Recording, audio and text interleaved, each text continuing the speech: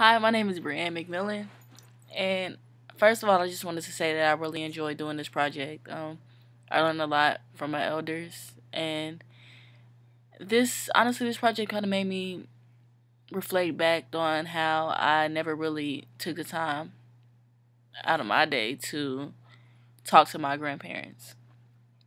They've passed away now, so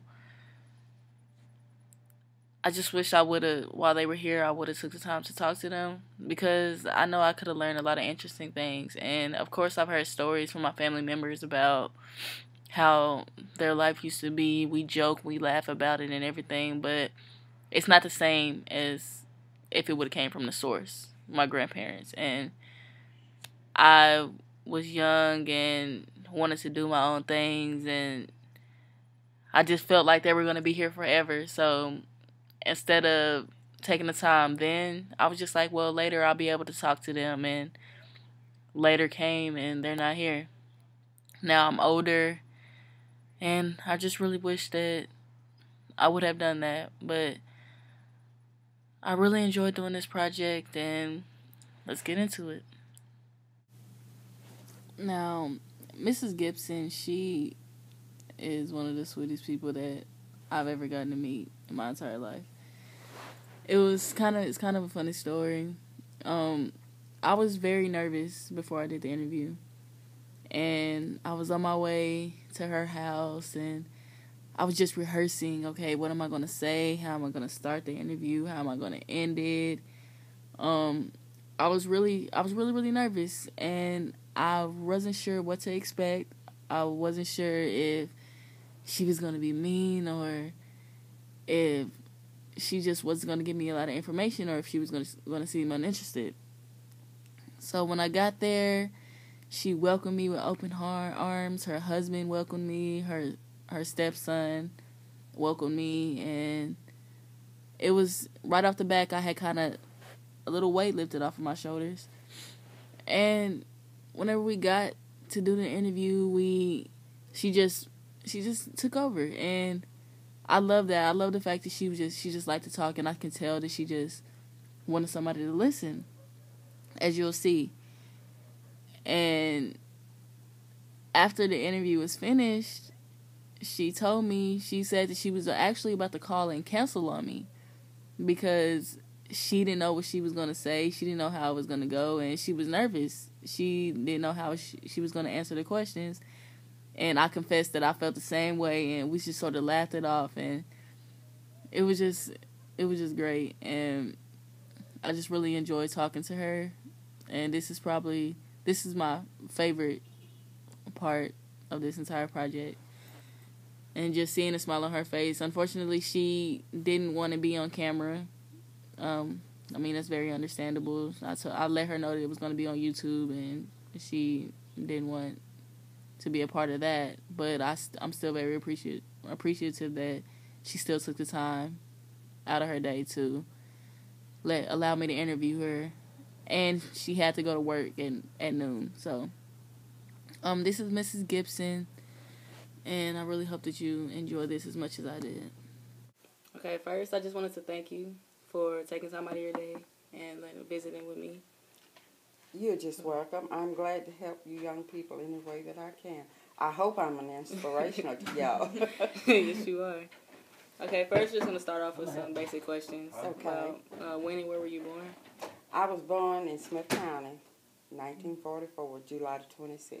Really? My birthday is July 27th. Really? Yes, ma'am. Yeah, I'm on July 26th. So that make me 68 years old. I'll be 69 if the Lord's will, July. I'll be 21. Oh, that's great. That's a good age. I can imagine what you're doing. Yes, ma'am. Okay. Tell me a little bit about yourself. About kids. Are you married? Siblings? Well, I'm married. No children. I have stepchildren. Mm-hmm. I've been married for 38 years to one man. That's the only man I want. I don't believe in hopping from husband to husband. My mother and dad was married only one time, so I don't believe in that. I say if I became divorced now, there won't be a husband. God said one man and one woman. And so that's my belief. When that one time, that's it. You know, God will fill your void, but just one time. And it was 5 children. My oldest sister is dead. She died 2001. So I have 2 brothers and a sister. I have a twin brother. I'm a twin. Really? Yeah, I have a twin brother. So we're all in pretty good health, and we was raised good. We came from a poor family, but my parents always provided a way for us. And that's what I'm so appreciative now. So many young people, they born with a little something, but they don't appreciate it. I was born poor. My dad was a laborer. He moved houses. My mother was a stay-at-home mom, but she had food, clothes, and house clean when we got in from school. You know, there was no want. But I'm just appreciative. I'm thankful for today. Yes, ma'am. And I can see what you mean about how your parents only married one time. My parents have been married throughout the entire course of my life. They've been married for over 28 years. Mm-hmm. And I'm the youngest. I have 2 older brothers. Mm-hmm. And so seeing them together and seeing what they went through, and it's just a motivation to me. It hasn't been fun. I tell you, anyone, it's not a fun thing. You have to work at it daily. You do. Yeah, and some days you want to give up. Mm-hmm. But I've got a God. I can go and talk to him, and he'll help me with it. So that's the reason I'm still surviving. And now I'm too old to say I'm going out courting or dating or whatever. It's not for me anymore. Okay. I know what you mean. Okay. Well, this interview was dealing with Erickson's 8 stages of development, mm-hmm. and he was a psychologist that he came up with kind of the stages that we go through mm-hmm. as we get older. And his first stage was dealing with trust versus mistrust. And the first question about that I have is, as you were growing up, like, who took care of you the majority of the time? Was it your parents or your older siblings? Or? No, it was my parents. They both was living. Mother and Dad died when we all had gotten grown. Mm-hmm. So it was Mom and Dad there with us. And that's when I say, if possible, when people marry, it need to be 2 in the house, 2-parent household. And that way, it helps the child better. I see some now, the mother is struggling. Mm-hmm. She's doing the best she can. I have no fault there. But if it's a 2-parent household, it makes it a lot easier on the child. So I had a 2-parent household, so they both raised us. So that's great. And as you were growing up, did you kind of take some of the practices they used on you and kind of mold them? In my life yes, now? Ma'am. Oh, yes. When I was young, when we got out of school every summer, I guess from the age of 14 on, they tried to find us a job to do during the summer in order to buy our school clothes the next mm-hmm. year. And that, right now, I'm working at 68. Mm-hmm. I just can't give it up. Seems like if I give it up, I'm gone. So I'm used to work. And that's what I say. Young people need to have something to look forward to. My parents bought us, shoes or whatever. But we got out when we wanted something extra. Mm-hmm. This summer job helped us get the extra. Now kids, they just want, Mom and Dad, I want this, and here they are. They don't know how the money come or mm-hmm. what parents had to sacrifice for this or what. So I'm used to work.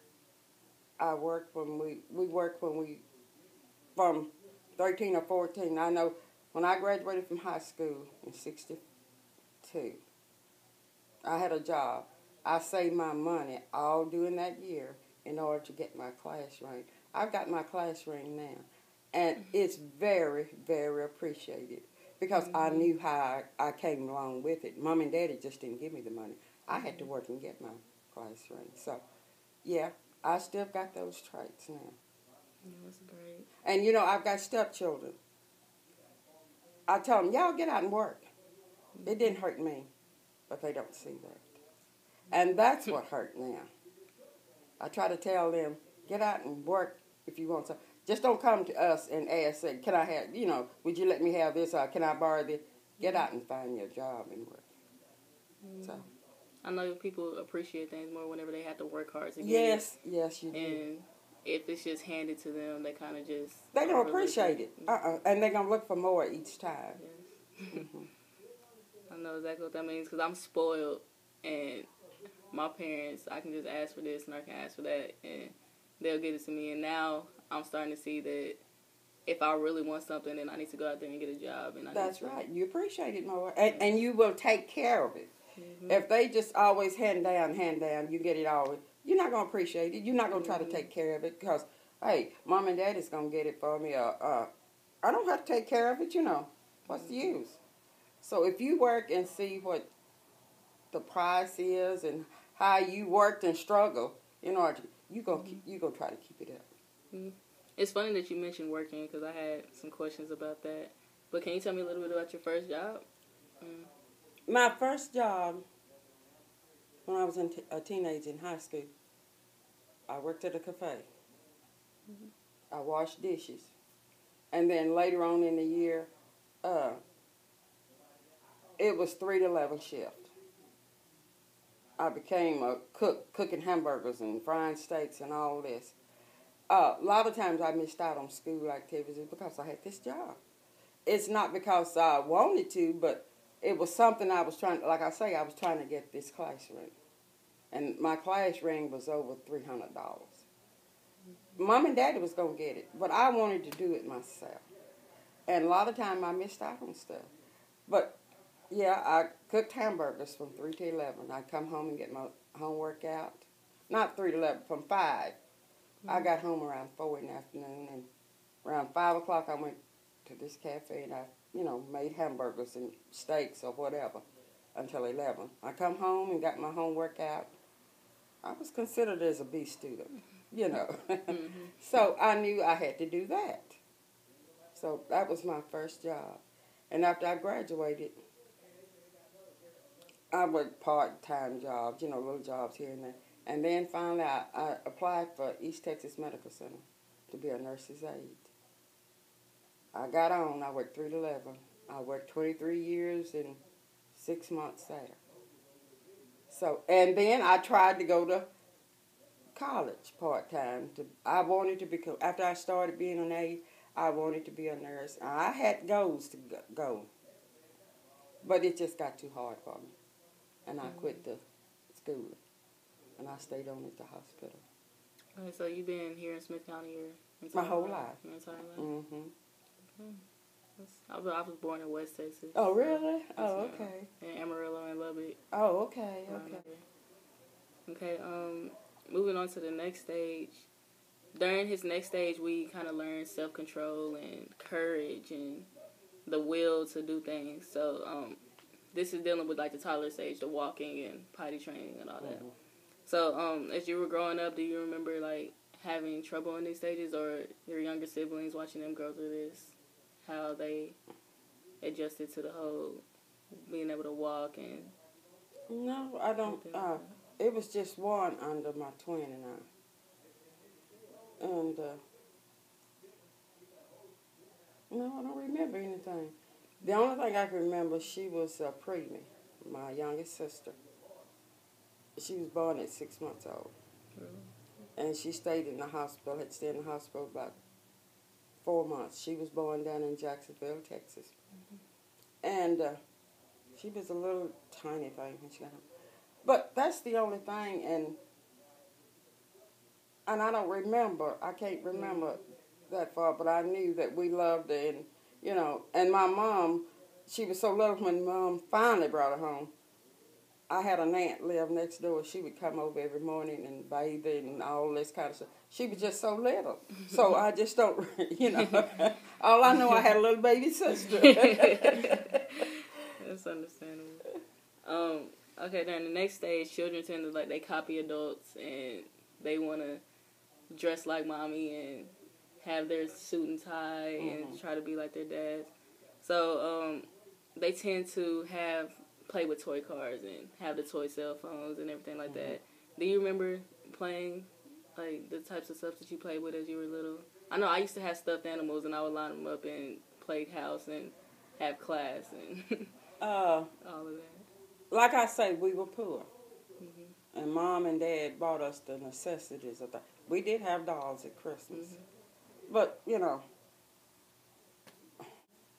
yeah, I can remember dressing up dolls, and Mama would help us make little dresses to put on the dolls. And, well, I guess I was about the only, because my little baby sister, she was just a little bit, well, she's a few years younger than me. And I guess I was there by myself. My older sister had gone on up. She was getting ready to go into high school, so there you go, you know. So, yeah, we had dolls, and I can remember at Christmas time they would give us dolls and wagons, and, you know, my twin brother would put me in the wagon, he would ride me, and I'd put him and I'd pull him, you know. So, yeah, I can remember those, but that's about the limit that we got. We were happy, you know. We had plenty of food. And I put it like this. Mom and Dad were Christians. And she said, you don't have to have all this stuff. We get you a toy or two. You got food and you got clothes. That's enough. You know. So, yeah, I can remember those days. Yeah, my brothers are way older than me, so I don't consider myself as an only child, but I kind of have only child tendencies because they're 8 and 10 years older than me, so they were out the house well before I was. So I was just sitting there, sit in my room and play with my dolls or anything like that. Well, see, at that time I had an older brother. No, my oldest sister, which is dead now, and then I had another brother, and he was working, and then my twin and I, and then my little sister that was a preemie. So, you know, they were out, my younger ones, my oldest one, they were out doing their own things, you know. Okay, so in school, throughout, like, middle school, high school, were you shy, or what type of person were you? I was, at times I could be shy. You know how young people are. At times you can be shy at different situations, and then the others that you show them who you want to show them who you are and what you stand for. You know, that's the way I was. You know, when those dating years started coming on, I came out a whole lot of it. You know, so semi-shy and not. I'll put it like that. Okay. So speaking of dating and all that, whenever you kind of left high school and you started going to college, did the same relationships that you had in high school continue, or? No. You know, when I left high school, I dated, but Mom and Dad were strict on that. You young people don't realize what we had to go through. They were strict on us dating in high school. And if we did have a date, we had to be home by 10:30. No later. And I can see my daddy vividly. If I got home around 11, he would be up waiting. And 9 times out of 10, when the car drive up, he gonna open the door and let you know that he's standing there waiting on you. Yeah, so it's not like it was when we was coming along. And then when I got out of high school, I just didn't date. I talked to him, but it wasn't no date. What you call date? Because I didn't have time. I was working and trying to go to school too. You know, so it was acquaintance. You know, I talked to you if I saw you out there, and if I didn't, it's just fine. I didn't just make no date. And at that time, when I started to work, I bought my own car, paid for it, and I could go like I want to, you know. I wasn't sitting there waiting on a boyfriend or whatever, you know, so, yeah. Was it the same with your friendships, or was that just with the dating aspect of things? Friendships or dating, either one, you know. Really, I just really wasn't that interesting because I was trying to reach a goal. Mm-hmm. You know, a lot of times if you get involved in this dating and stuff, you gonna miss something you have been trying to get. Mm-hmm. And that was what was on my mind, trying to reach a goal, Yes, in which I wanted to finish college. But like I say, working at night, I worked 3 to 11, and by the time I got home, it was 12:15. Well, you know, I had to get homework out. And it just got a little bit too much, so I put it down. I understand. My oldest brother, he's in the process of getting his PhD, Ooh, and he just turned in his dissertation, so he should be either getting it in May. He was supposed to get it last year, but he had to redo some stuff on his dissertation. So we're still waiting to hear back to see if he's going to get it in May. That's wonderful. And it's funny because my mom always, he just turned 30. Mm-hmm. And my mom is pressuring him, saying, when you going to get married? And all this, because my other brother, he's 27, he'll be 28, and he just had a daughter, and he's about to get his master's in May. But she keeps pressuring my older brother, and he keeps saying, I have a goal once I get my PhD. That's right. Then I'll worry about dating and all that, but he's been in school since day one. Well, I say, you know, a lot of people don't listen to this. Get your education first, and everything else will fall in place. Mm-hmm. In case something at marriage doesn't work, you have something to take care of yourself. You have something to rely on. You don't have to rely on that partner. You can go and pick up your life and go on. Yes, that's very true. And that's why I look up to my brother so much, because he just works so hard. And he's also teaching, so he's a college professor. Yeah. In the middle of getting his dissertation. And it's funny because since he hasn't got his associate's degree, that's the only degree that he hasn't gotten. He's getting his PhD, and then he's in the process of getting an associate's degree too. Oh, well, that's just great. He is determined to do it. He's very determined. He will succeed. He will. It might take him a little longer, you know, when something that we want so bad. Sometimes you have to step back 1 or 2 steps and take another running start, and he will fit, you know, and then go on from there, you know. He's wanting it, and he will succeed. Well, I love him to death. That was good. Good. Okay, let's see, we pretty much talked about your first job and everything like that. So, I guess we can pretty much wrap it up. It does? So soon? I mean, we can continue to talk. No. I mean, I just have, just basically really reflecting back on your life. Are you satisfied with the way that things are? Or yes, I am. I am very satisfied. Now, I can still see some of the stuff Mom and Dad instill in me. And, you know, they always tell me, my brothers will tell me, you act just like Mama, you act just like Daddy. But, you know, at the time we was growing up, Mom and Dad didn't think we was watching their moods and their swings. Some of the things that they had said. But I can remember some of it. And the way they acted toward us, the way they wanted us to be. It is. I reflect back on some of it. You know, about the dating deal. Dad always told us, always be a lady.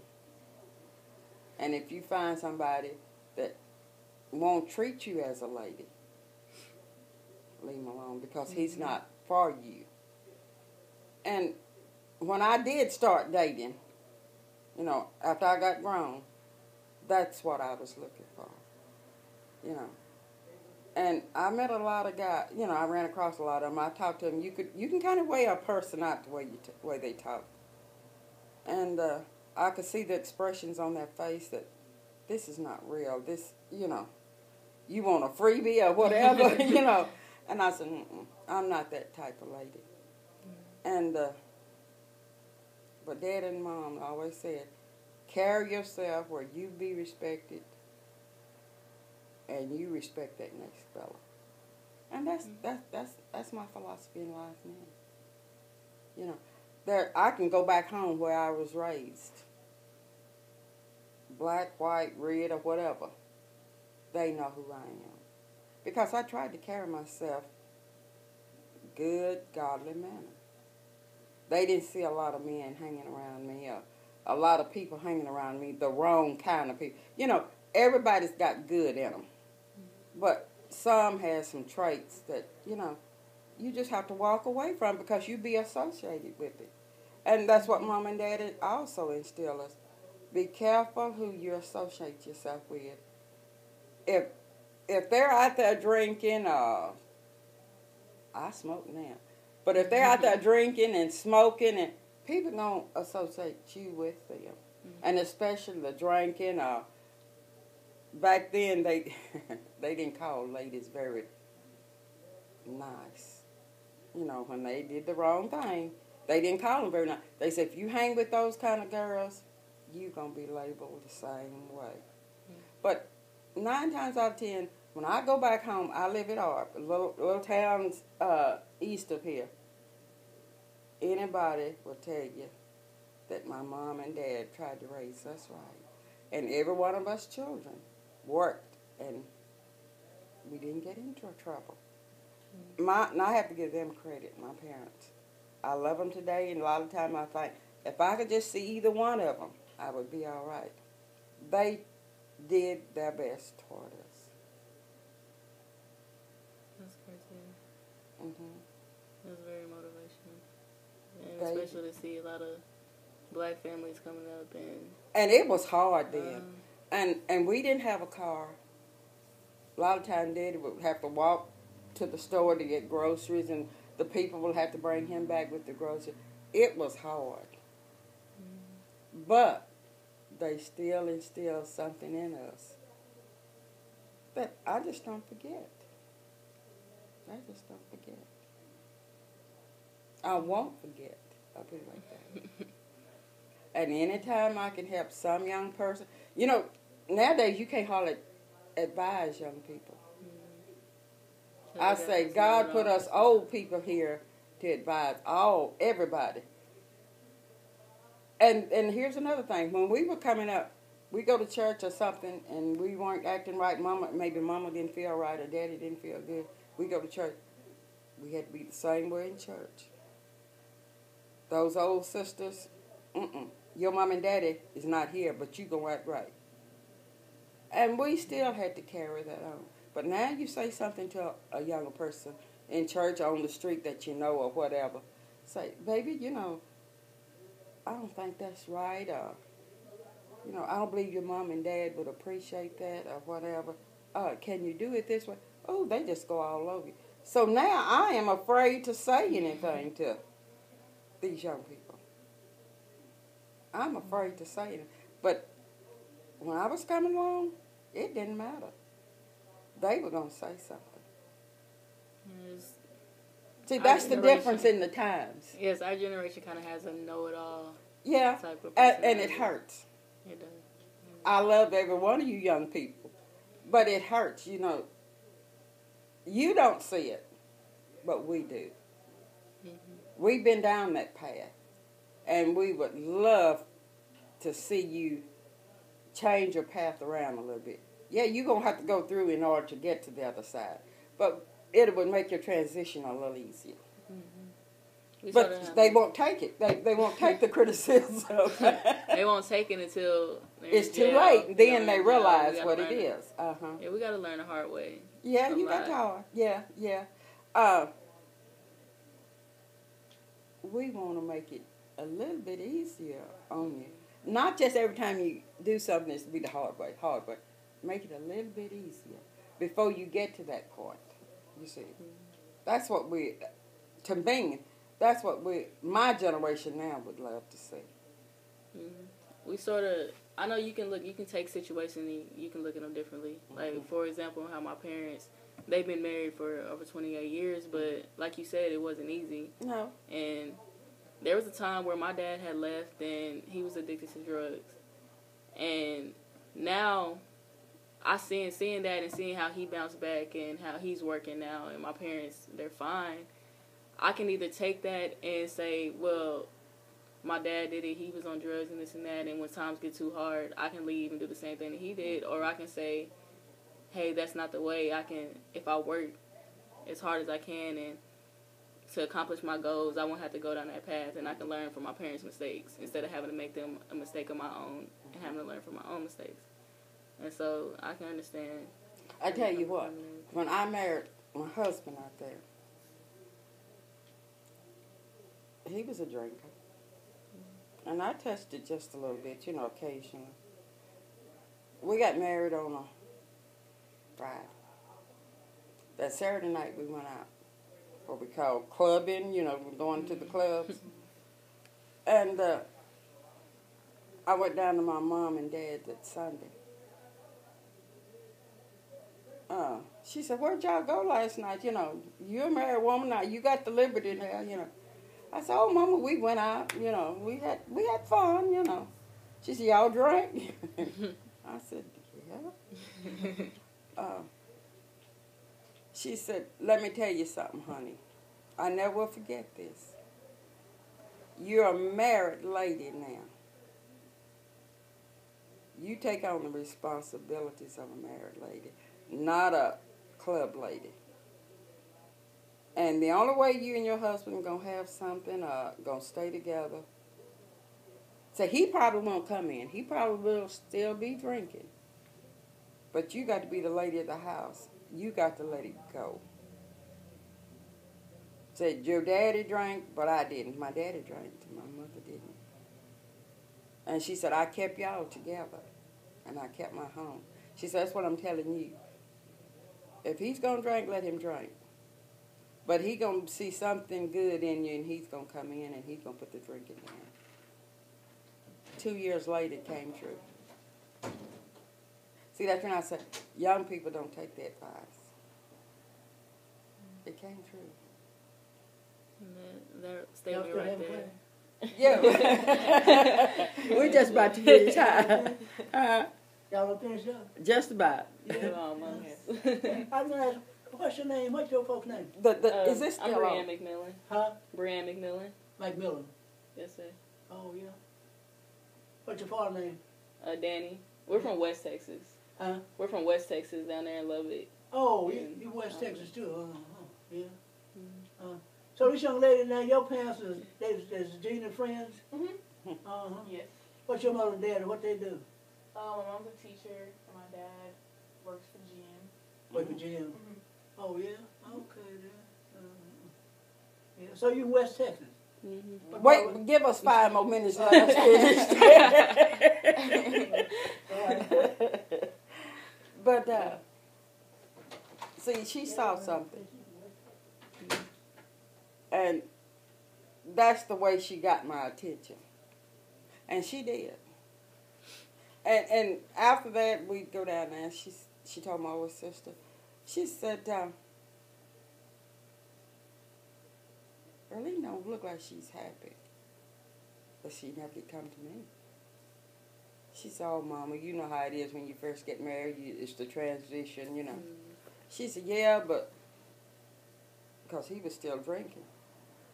And I'm not going to say, she told my sister, "I'm not going to say anything. I want her to come to me." She said, "I hope they'll work it out." She said, and then I went down, kept coming. She could see a difference. She said, "Well, I guess they began to work that problem out." But 2 years to the date, he had quit.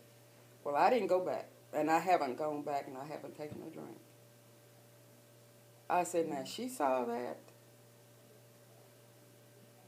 She didn't tell me to quit. You didn't have to do it, She said, "One of y'all need to come in, baby. As long as you both out there drinking, it don't cause nothing but headache, disturbance, and you will never have nothing." And 2 years later, I could see a difference in our lives. And like I was saying before, that really motivates me. It's kind of making me a little bit emotional because my dad, he's had a bad drinking problem. Mm-hmm. And just until recently, he decided to quit because it was messing with his health. And it's sad that it had to get that far to get him to realize that his drinking was getting out of hand. Mm-hmm. And my mom, she just deals with it, and she just sits there and she just lets him drink. And at first, I didn't really understand it. And when I was younger, being young, you just kind of You know, you go with the flow. You don't pay it in the mind. You see it, but you don't. You know, what I'm saying, this is mom and daddy's problem. Yeah, when you get older, you start forming your own opinion about it and everything like that. But lately, he'll call me. He'll say, "Oh, I haven't drank in 2 days," and I mean, even though he hasn't completely stopped, it's progress. It's progress. And so we know that soon he'll put it down eventually. I tell you, you can't instill. You know, you try to talk the best way you can. The only thing that's gonna solve it, your knees. Get out on your knees, and our Almighty. He's the problem solver. We can't solve problems, but He can. He can. So, and that's your daddy. You always give your mom and dad respect. Don't ever get out of the way with them, because they love you. They have done without for you children. But you got a secret closet somewhere, in your room or whatever. Just get down on your knees and talk. Just talk to Him like you talking to me. He hear you. He hear you. You know. So don't give up. He'll quit. You know, we have to go through in order to get to the next phase, I always say. And sometimes things will come on us in order to get our attention. You know. I've noticed your eyes swell up in tears. That's fine. That's fine. That's your progress. You know, you have to express your feelings too. You know. So, just get on your knees and talk to the Almighty. You don't have to let Him know it. You do it yourself. You're old enough. You know how to talk to God. He will listen. He's waiting on you. He will listen.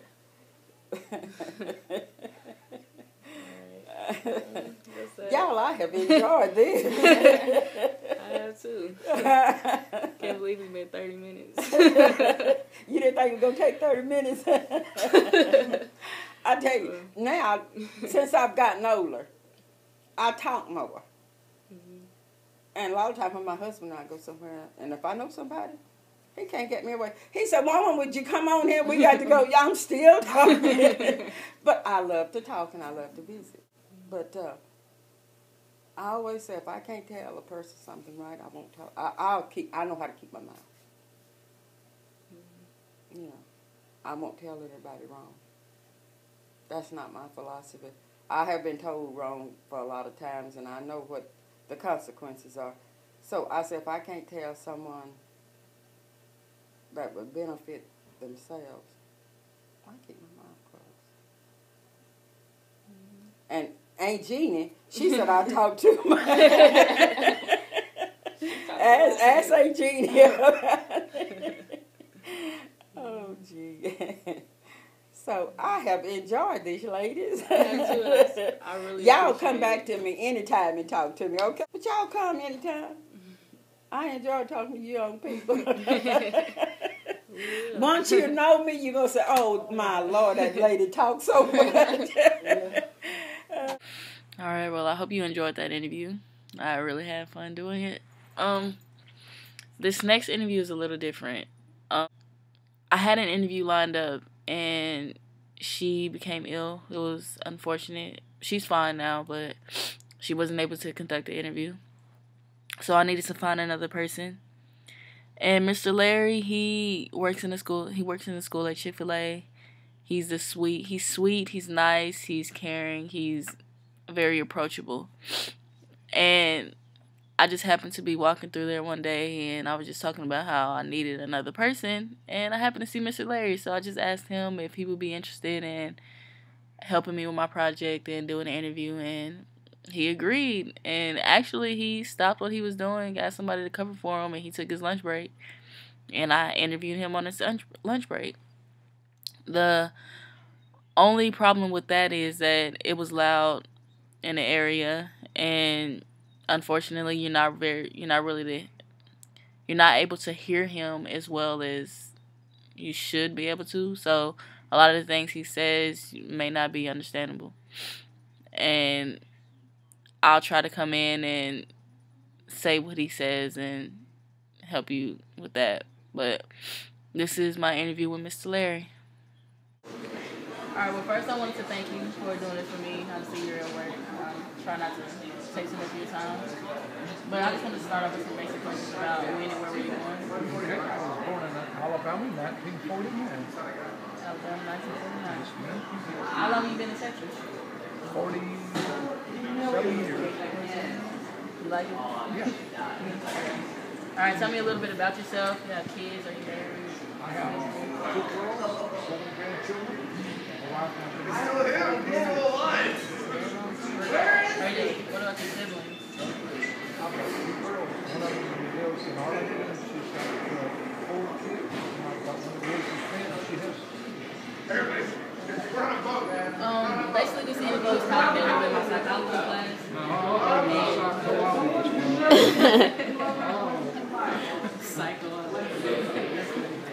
Well, basically you say you have 7 grandchildren. Yes. So as a toddler, do you remember them, like when they were going through the walking stages and the Oh, yeah. stage?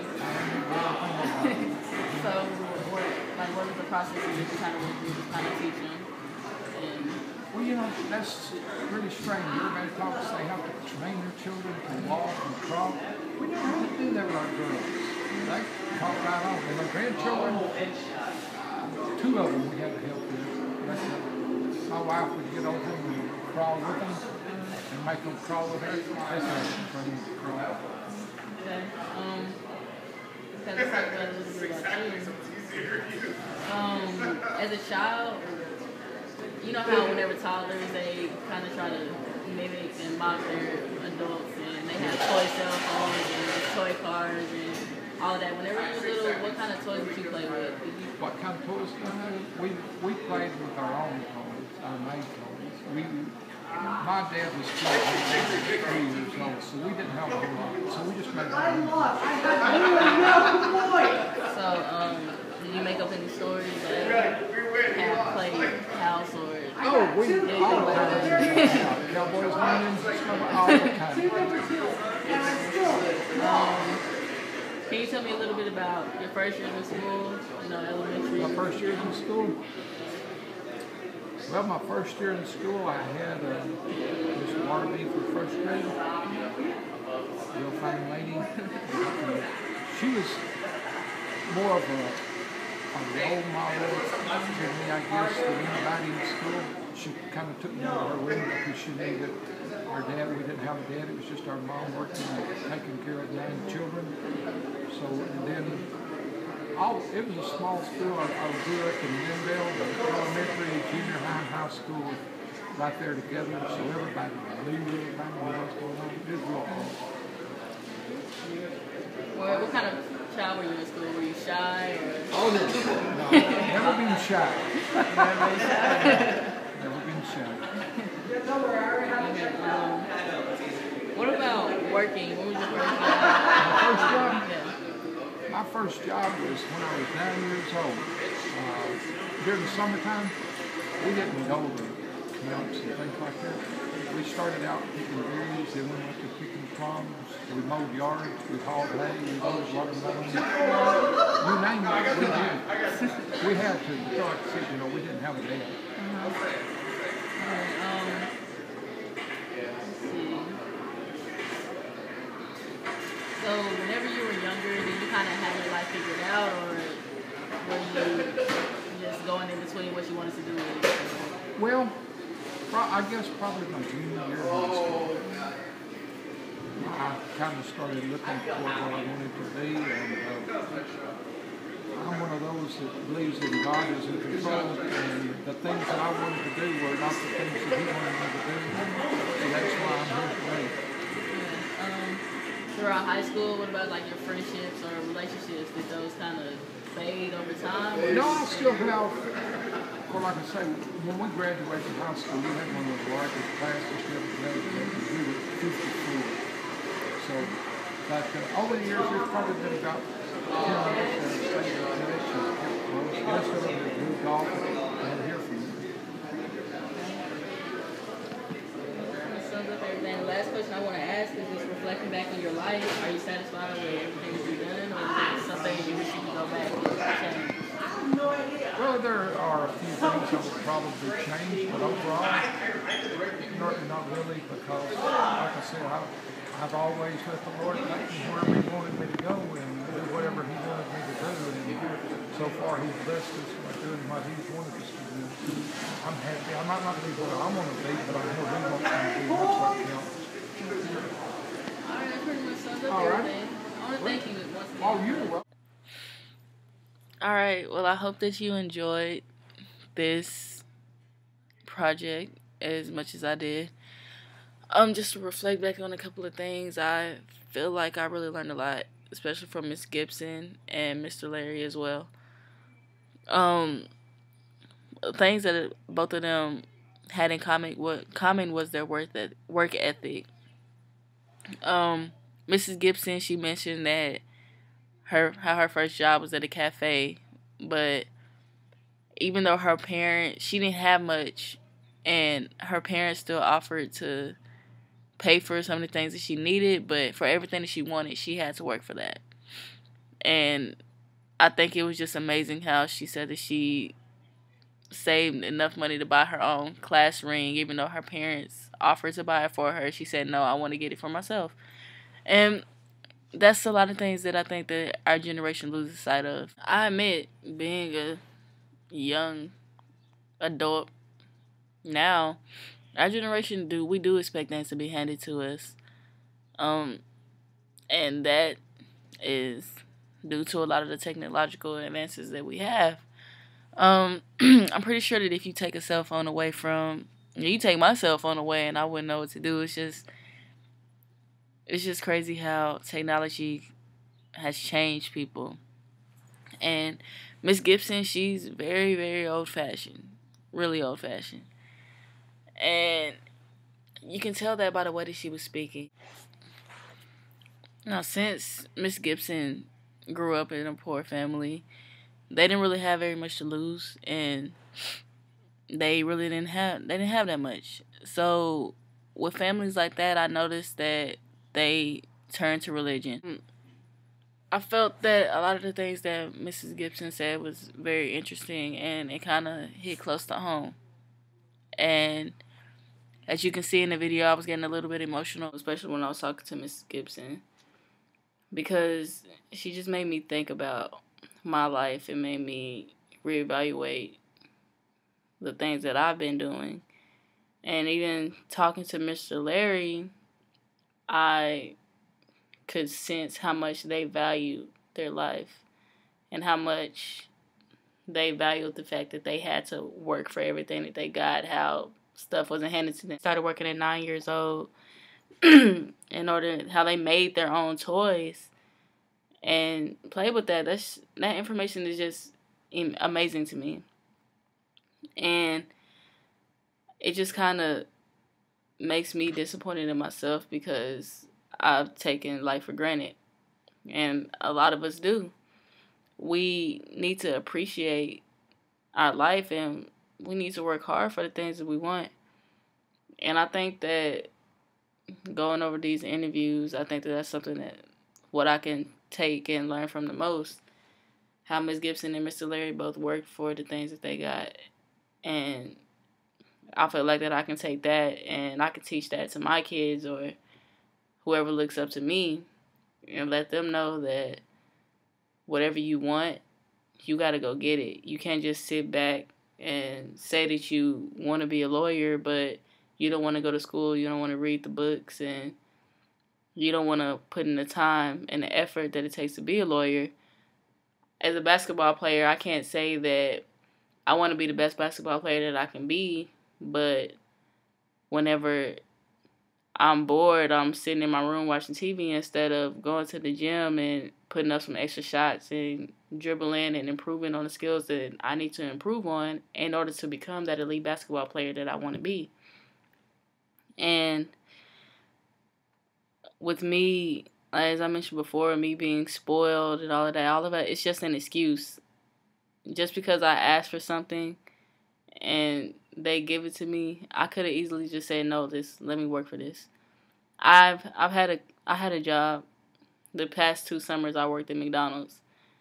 And the money that I was getting there, I was just spending it on things that I didn't need, spending it on clothes, spending it on shoes, or all these extracurricular things that I didn't need. And when it came time to go to school, I was here struggling to pay my rent, struggling to pay bills. Especially I was left in an unfortunate situation where I was left paying rent by myself.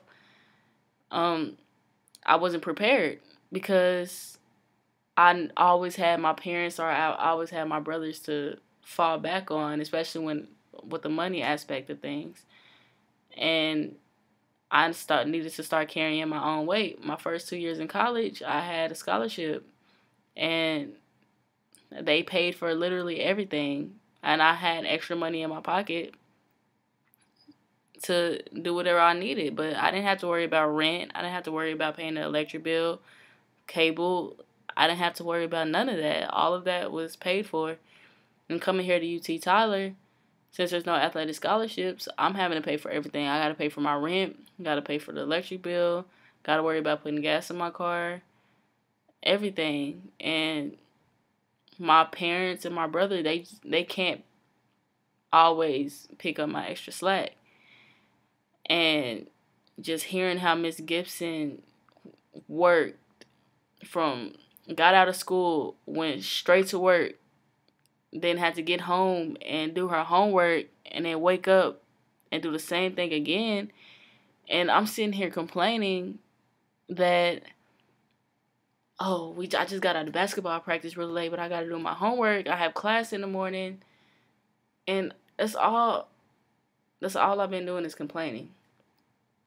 And I'm just speaking for myself. I know that there's several people out there my age that they complain and this and that, but I can't worry about what they do. I got to worry about what I do, because I'm the only person that has control over my life. I can't rely on my parents. I can't rely on my brother. I can rely on everybody else to help me get to where I need to be, because at the end of the day, I'm the person that has to live that.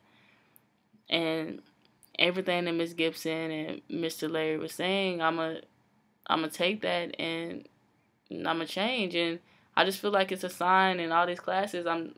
My other psychology class, I'm doing a self-change project and everything, and dealing with me procrastinating and complaining when stuff doesn't go my way. I can't do that anymore. I'm almost 21 years old, and I'm sitting here, and yes, I'm in school, and I'm about to be a senior with a criminal justice degree.